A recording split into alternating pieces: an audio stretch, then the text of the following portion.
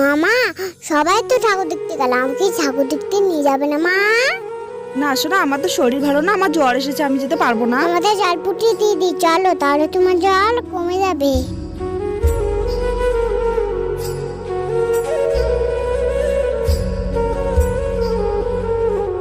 তোমার তো জল ফুটিয়ে দিলাম, আর তুমি উঠবে না। হ্যাঁ, তুমি বসে থাকো। হ্যাঁ, আমি তোমার সব কাজ করে নেবো। হ্যাঁ,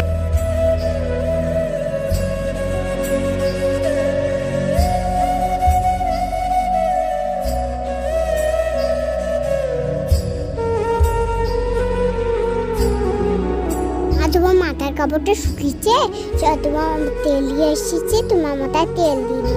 তোমার লাগতেছে, আমি তোমার মাথায় তেল দিয়ে দিছি।